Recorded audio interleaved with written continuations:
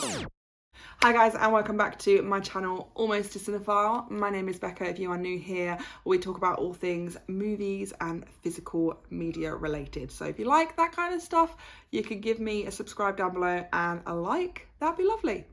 So today's video is going to be all about my top 10 favourite picks from my shelves that are standalone movies only.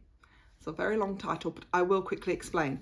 So these films are standalones, strictly standalone films. If I was going to talk about my top 10 favourite films of all time, there would be a lot of franchises involved in that as well. So I've only gone for standalones because I thought that would be a bit more interesting. If you want to see my top 10 favourite franchises, I can do another video about that. These are from my collection only. They are not my top 10 favourite films of all time. They are my top 10 favourite films from my shelves. If you didn't know, I'm a relatively established collector now. I think if you were a normal human being, you'd probably look at it and think it was a lot of films. If you were a collector, you would probably say that there was nothing really there at all. I probably have close to about 120 films, so not a lot in terms of choice wise from my shelves at the moment, and there are so many films that I would love to own that I don't at the moment. So this is just what I have at the minute that I have pulled off that I really want to talk about because they are my top 10 favourite of my shelves so far that aren't franchises. So the first film is a real banger. Doesn't get spoken about much, but it is really good. Very underrated, under the radar kind of movie. I know a lot of people, there's a massive fan base for this film, so it's not like nobody's ever heard of it kind of thing. It's not like an indie movie or anything, but it is in mainstream, not really ever spoken about much, and that is Constantine, or Constantine. This has Keanu Reeves, Rachel Weisz, Tilda Swinton and Shia LaBeouf in it as well. And basically Keanu Reeves plays John Constantine, and he is like he can see demons and devils and things, and he basically sends them back to hell, like a really cool offbeat exorcist. And he goes around and he exorcises demons and sends them back to hell. And then he kind of takes on this case with Rachel Weisz, who plays a twin, whose twin committed suicide, or apparently committed suicide. And he has to kind of solve that puzzle piece. Like he has to just do things. He has to like save her basically. And it's got like a lot of like religious themes and kind of lore, and it's really, really interesting. I love the ending of this film. It's like my favorite part of that film is the ending. I love it. I just really think it's really cool. He plays a very cool, quirky character, kind of doesn't really give a shit, smokes like 100 a day, but he plays a fantastic character. I love this film, and it's one of my favorites in my collection, hence why I'm talking about it. My second favourite pick that I've picked is a Nolan film, and that is Interstellar. I've only seen this once, and I watched it like 2 years ago, I want to say now, maybe a year ago. Why? I don't actually know why, because this is actually a lot older than I always think it is. I think it came out in like 2014, I want to say. It came out a really long time ago, and why didn't I see it? I don't know. I don't remember much, like hearing much about it. And I watched it, and yeah, I really like this film. I love the score. The score is beautiful. Got some of my favourite music in here, I believe. Hans Zimmer probably did the music. He does a lot of music. Yes, he did. This is just one of my favourite Christopher Nolan films. I know a lot of people have, you know, Inception is their favourite, or some of his older work is their favourite, but I really loved Interstellar. Like, it told a really interesting story. The ending was difficult to kind of keep up with. I'm not like the biggest science buff, and the time-space continuum and black holes and things just my brain like doesn't compute that sort of information. But I really love this film. I think that the kind of, even just the story of him being a father and away from his kids, and obviously you know, the time in space is equal to so much longer on Earth, and it's just really incredible. All the acting is obviously amazing, and yeah, I mean, I'm sure most of you have watched this film, but I was very, very late to the party. My third favourite film from my shelves. We're getting into some really cool kind of gritty, I suppose, like crime thrillers. And this is a film by the Coen brothers, and that is No Country for Old Men. Again, a film that most people have probably seen and really, really enjoyed. This just gets me. I forget how good this is. I have it on my shelves, and when I kind of pick it up to watch it once in a while, I'm like, wow, this film is really, really good. Really good. Why do I never like remember how good it really, really is? Javier Bardem is just the most creepiest, scariest guy in this film. I don't know if he plays like a hitman. I think he does. And he has like that air gun thing that he uses, and a coin. Does he flip a coin? It's just creepy. He plays a really, really fantastic bad guy in this. And Josh Brolin, obviously, as well as Tommy Lee Jones, is also in this. It's just great. If you haven't seen it, like, why? It's basically Josh Brolin's character kind of gets himself involved in a drug kind of trade-off, and it doesn't go to plan. They all shoot each other. They all kind of die. And he finds a massive bag of money and he takes it. And then Javier Bardem's character basically is tracking him down. It's a really, really good cat and mouse game. And it's a really, really shitty ending, but it's fantastic. I do quite like films where the ending isn't quite what you want it to be. It makes things more interesting, and I like that. Another great film, which I think most people have seen, is Seven.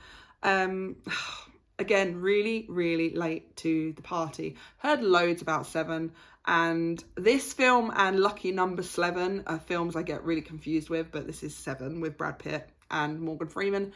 And this is, like I said, I was so late to the party. I was like, oh, I'll give it a go. People like really like this film and watch it loads. You know, there's always so much said about it, and what's in the box, and you know, I loved this film. It's basically, it's really horrible. It's actually really graphic and quite violent. It's quite grim. It's almost like I could understand that Saw maybe took a little bit of inspiration from this film. So they're trying to chase a serial killer who murders people according to 7 deadly sins, hence the cover name. 7. And I forget his name. What's his name? I can't remember his name, but the guy that plays the serial killer in this is also incredible, incredibly creepy, and very just like intimidatingly not a very nice person. I know he has been in the news a lot for what he has done or not done. I mean, again, I don't really keep up with the news, and I tend to separate the, you know, actor, director, person from the art. I stick to the art, and if it's great art, I will still enjoy it and invest in it. I know a lot of other people. Kevin Spacey. I know Kevin Spacey has been in the news. I don't actually know how that ended up in the end. Like, I don't know whether he was actually, you know, sentenced, or whether actually he didn't do it. Who knows? But you guys are probably going to know more than I do. Here in England, I don't really like to kind of read too much into things like that. But I separate the actor from the work, and he is good in this. Like, you can't deny it. I think he's fantastic in this film. Brad Pitt is really good as well. He plays a young cop that kind of is starting off as being like an investigator, and he works alongside Morgan Freeman, who is a much more kind of, you know, much more experienced person. And I think he is about to retire, and they do this one more case together, and the ending is shocking. I was shocked. And I didn't like it, but at the same time, it made it very, very good.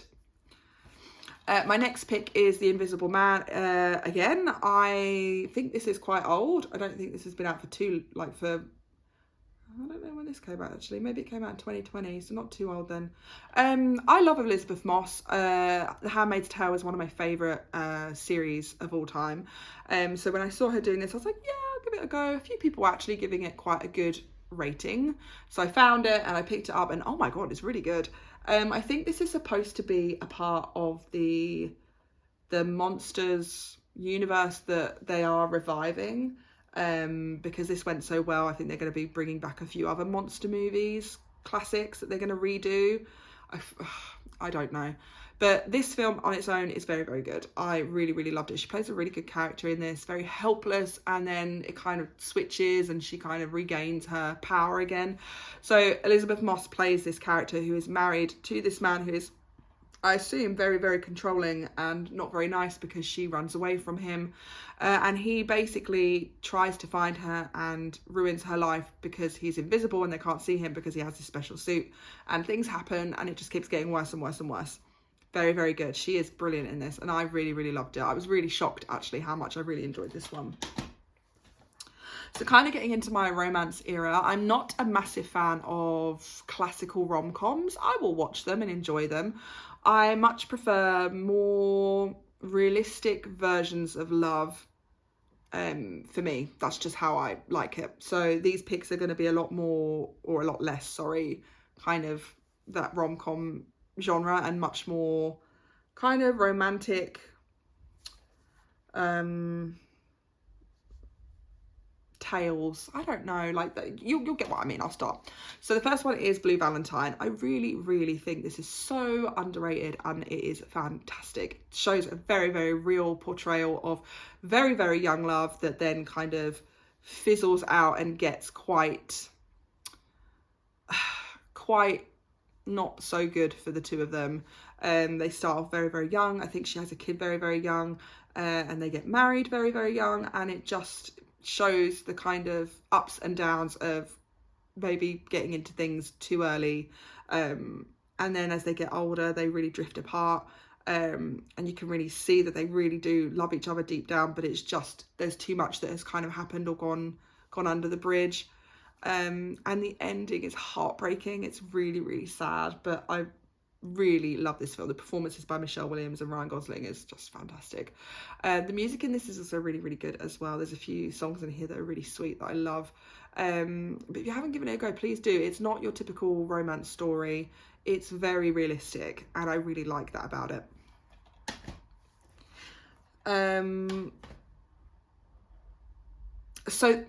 So these next three films will probably, I think they definitely are in my top 100 at least films of all time. One of them is definitely in my top 10 favourite movies of all time. And the first one is Vicky, Christina, Barcelona. This is a Woody Allen movie with Penelope Cruz, Scarlett Johansson and Javier Bardem. Again, he's a good guy. He's a good actor. What can I say? I like the guy. This story is kind of like a love triangle with an extra, it's kind of like a love square. So Scarlett Johansson and Rebecca, is her name Rebecca Hall, are best friends, and they travel to Barcelona, and they meet Javier Bardem, this very mysterious Spanish man who is very upfront with them and just wants to basically have sex with them and stay in a hotel on an island they've never been to. And Rebecca Hall's character is about to get married to her husband and is very much more reserved, whereas Christina, played by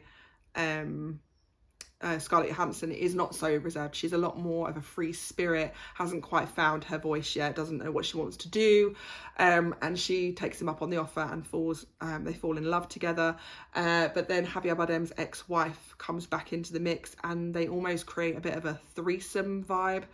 It sounds really weird, but it is really, really good. This, to me, there's this film and another film, which I will say next, that feel like a really big drink of summer. If you want a summer film that isn't necessarily like obviously a summer film, then this is a really good pick. It screams summer. I put this on during the summertime because I can't watch it any other time of the year. It's just you can smell it, hear it, feel it. You can taste the food that they're, tasting. You can drink the wine that they're drinking. You hear the music and feel the heat. It is that summery feeling that's what makes me love this film the most. And I do really love Woody Allen's style of films. I just, again, another person who probably isn't, doesn't do the best or make the best choices, sorry, but I still like it. I can't help it. I really love this film. And another drink of summer that I can only watch during the summer and is a devastating romance is Call Me By Your Name. Yes, this is a gay film. I don't care. It's like the least woke gay film ever. I feel like it's not, you know, there's no ulterior motive in this movie. There's no hidden messages. There's no modern messages that they're trying to get across. It is just a very, very devastating love story between these two guys. This is a Timothée Chalamet and Armie Hammer film, and yes, another person that has been in the news for most things. I think he was proven innocent though, I don't remember, but apparently he was a cannibal and he eats girls, but that was, you know, I don't know if that's true or not, and I don't really care because this is never going to stop me watching this. It's just beautiful. It's heart-achingly devastating at the end, and it has one of the best monologues by the actor that plays Timothée Chalamet's dad in this. I love the relationship between the family. I love the relationship between the two of these characters. I love the setting. I love the feeling. It feels like summer, like he bites into a peach, and you can feel it. You can taste it. It's not overly sexual, I don't think. It's not kind of in your face. It's so much more about the relationship between these two characters than anything. There are a few kind of more graphic scenes if that puts you off, but to be honest, like it's beautiful, okay? Just watch it. It's so good. This is one of my favourite films of all time. This definitely would be in my top 10 movies of all time, and that is Sofia Coppola's Lost in Translation. I love this film so much. This film has gotten me through some really, really weird and horrible times in my life. I am quite prone to feeling very isolated from people, and I feel like this film just gets me, and I get it. I'm a big fan of Sofia Coppola's films. I'm really slowly starting to collect some of them. I've just literally collected The Beguiled, which I've never seen before, which I'm excited for. But this film, there's something about it where the isolation feels so real and personal that I can't describe it. I know people have movies that mean a lot to them, and this is one that really does mean a lot to me, and I will forever watch it. I never really got it at the beginning. I think my parents had this when we were kids in their house, and we watched it a few times, and it was okay. I enjoyed it, but I didn't get it. And then I think as an adult, I really have learnt to understand this and appreciate it. I love the slowness. I love the quietness of it. I love the relationship between Bill Murray and Scarlett Johansson. I just feel like Scarlett Johansson in most of this movie in my day-to-day life. The music in this is just divine. The shots, the way it's filmed, the edit, it's just everything about it is just something that means so much to me that, you know, maybe for someone else this is like really boring or really slow. It's kind of, basically it's about two characters that have their own kind of specific circumstances. So Scarlett Johansson is with her husband in Tokyo, who's I think he's a photographer, and he does photo shoots, and he's a little bit brash and not very understanding and doesn't really listen properly. So she's left alone most days in the hotel because he's out working. So she kind of explores Tokyo on her own and is also kind of exploring herself all at the same time. And Bill Murray is an actor going over to Tokyo to do a commercial for whiskey. He suffers with insomnia. I think maybe they both do, but he definitely suffers from insomnia. And he just feels very detached from life, I think. And it's about those two characters coming together. It's not really a romance, but it's definitely a very complex and understanding relationship between the two characters. I can't say enough about it. I think it's amazing. And another film that I really, really enjoyed that I think is it just makes me feel, I don't know. When I first watched this, it was everything I wanted in the film at the time. And this is Into the Wild. This is the story of Christopher McCandless, who actually left his family. I think they were actually quite wealthy. And he gave up a position in a wealthy college or school, I think, and decided to get some freedom and travel on the road, doing all sorts of things. So he comes from a quite a comfortable background, I think, and goes to kind of sleep on a train or sleep under a bridge and meet people in trailer parks, and he makes his way all the way up to Alaska. And it's not the nicest ending, it's quite sad, but his travels along the way are eye-opening. And if you do ever feel disconnected from life, or you feel like you're not really living, or you're just working to live, this film kind of brings you back into like realizing that there is so much more to life than just working or just being comfortable. For a really long time, this film was quite important to me and still is. I found it just beautiful, and I loved the story. I love those kinds of stories where it's about people breaking out of society's mold and doing their own thing, and it's just fantastic. I loved it. So those are my top 10 favourites from my shelves. Let me know if you have any favourites on your shelves and what your like favourite top 10 films that you own are. I'd love to know. But anyway, I hope you guys really enjoyed this video, and I'll see you in the next one. Bye.